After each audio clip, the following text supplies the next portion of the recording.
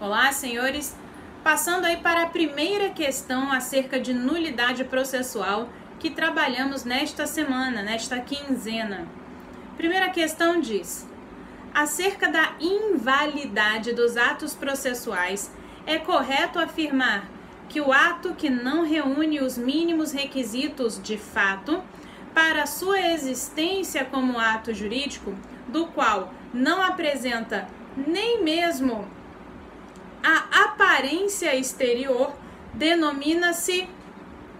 Qual é a resposta? Essas características pertencem a qual tipo de ato processual? É um ato inexistente, absolutamente nulo, anulável, irregular? Qual é o entendimento dessa questão? Primeiramente, um ato inexistente é aquele ato que nós falamos que não possui, ele não está munido dos elementos básicos para sua formulação, quais sejam partes, forma e objeto. Não se questiona ainda no plano da existência se essas partes são capazes, se essa forma está prescrita ou não defesa em lei, ou se esse objeto é lícito ou não. Basta que esses elementos estejam presentes.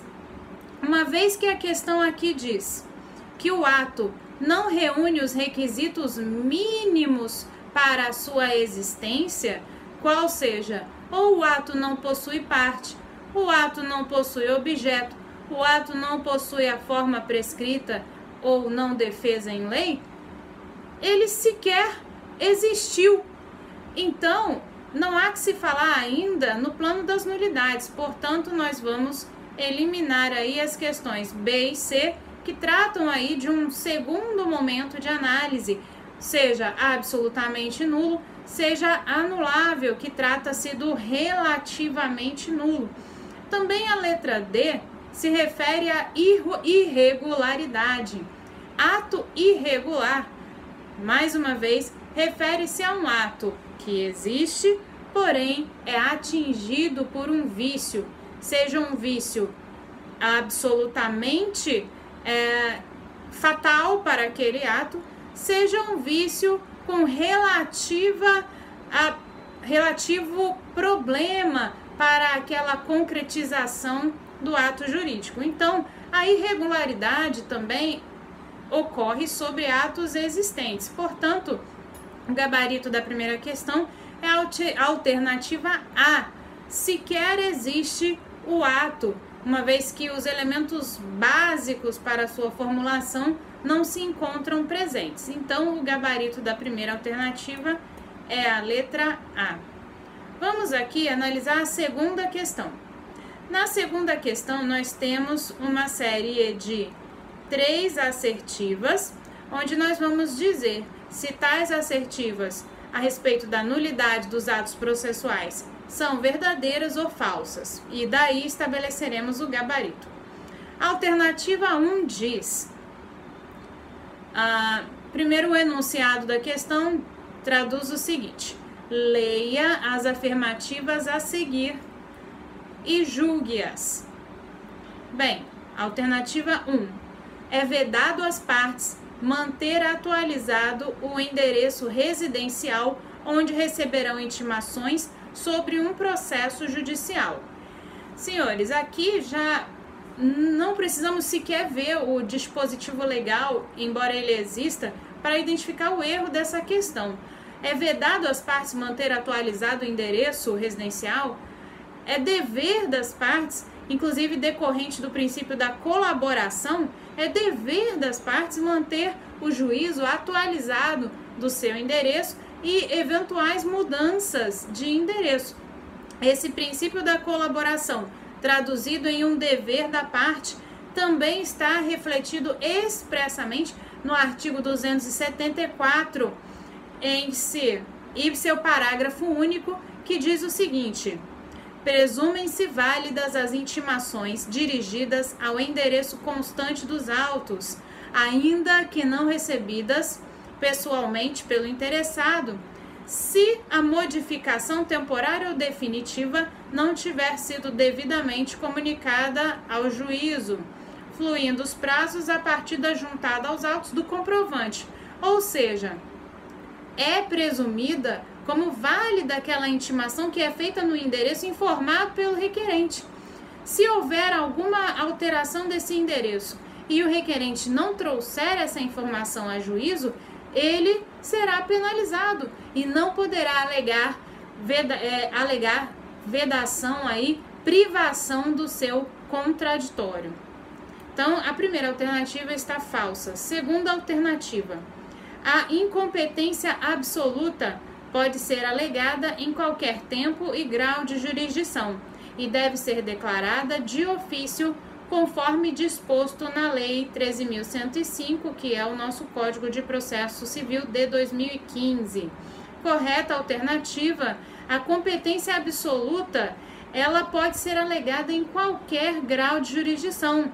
Por outro lado, a competência relativa, ela pode ser derrogada. É assim que, se uma competência, uma ação é proposta em um foro de competência de eleição diferente daquele que foi previsto em contrato, uma vez que essa competência não seja reclamada em juízo, haverá prorrogação de competência. Por quê? O foro de eleição, ele é uma competência relativa. O foro escolhido em um determinado contrato para dirimir as controvérsias daquele contrato, ele é o foro preferencial para a resolução de problemas. Ocorre que, se a parte propuser a ação em outro foro e a parte que caberia reclamar a incompetência relativa se mantiver silente, haverá automática prorrogação de competência. Não é isso que ocorre com a competência absoluta. Competência absoluta, por exemplo, com relação à matéria. O juiz que é competente para o julgamento de ações eleitorais, trabalhistas, este é um juiz absolutamente competente. Uma vez que aquela ação seja proposta no foro de justiça comum, por exemplo, a Justiça Federal, essa ação ela é passível de nulidade absoluta. Uma vez que seja identificado esse vício de natureza pública, é necessária a extinção desse processo e a sua automática mudança para o juiz que possui a competência para julgar aquela ação. Isso em termos, em tese, em termos abstratos, fica de fácil elucidação. Mas há casos específicos em que é um desafio identificar qual é a competência absoluta quanto à matéria de determinados aspectos, de determinados casos.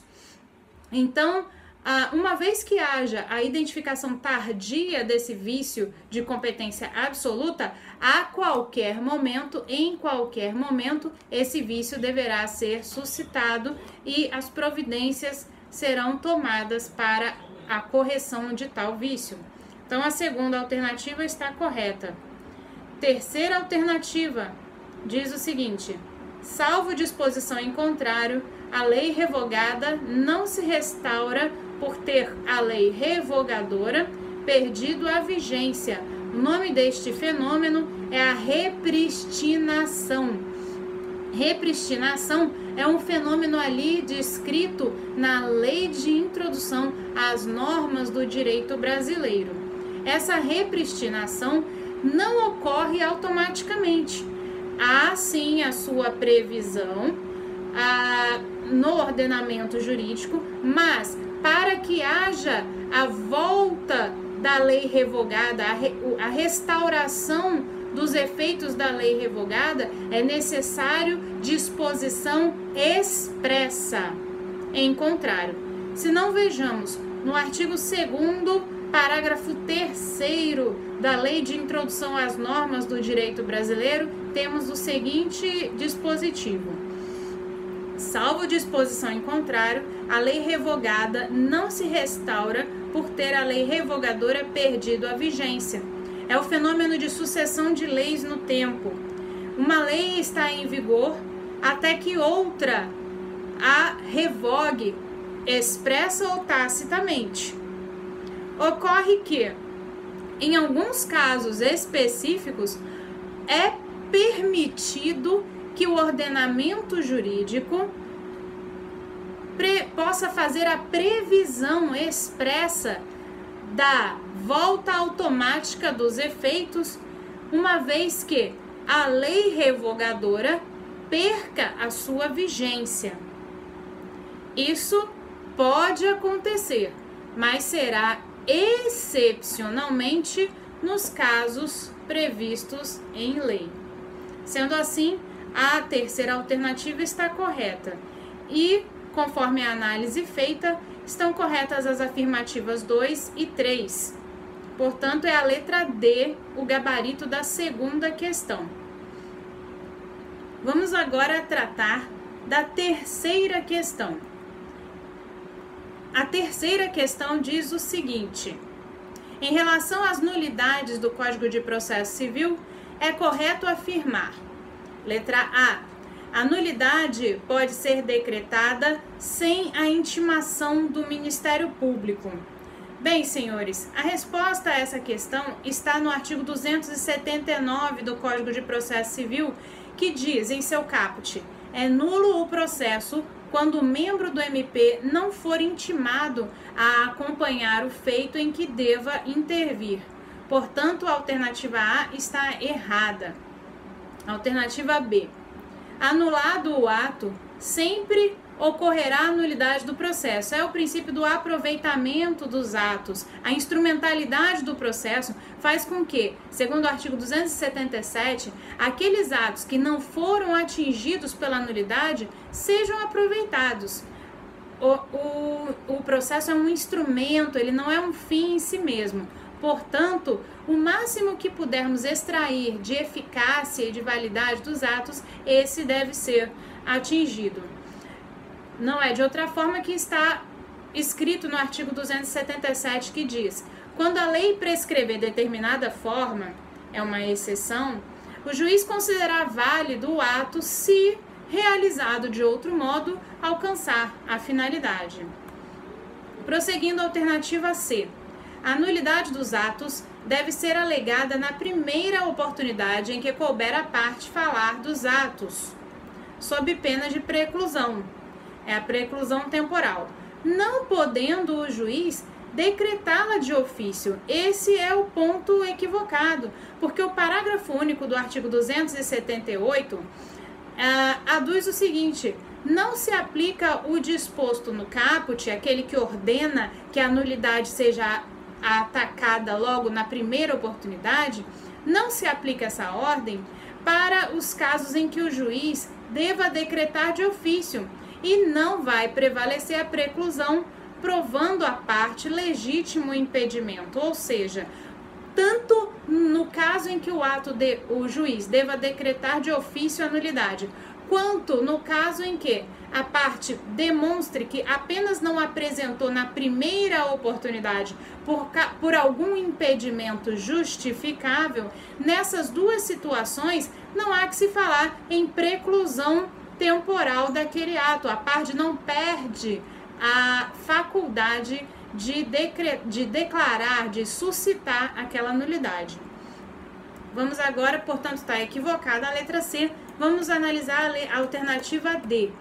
É nulo o processo quando o membro do Ministério Público não for intimado a acompanhar o feito em que deva intervir. Sim, este é justamente o fundamento que foi invocado na alternativa A contrário senso, não é? A alternativa A falava que o Ministério Público poderia ser dispensado para a invocação ali da nulidade, e a alternativa D demonstra que nos casos em que ele deva se pronunciar, não é possível o pronunciamento da nulidade sem que o Ministério Público seja intimado para se manifestar por força do artigo 279. Nossa última questão trata... Bom, temos ainda duas questões. Para que o vídeo não fique muito longo, nós prosseguiremos a análise da quarta questão no próximo bloco.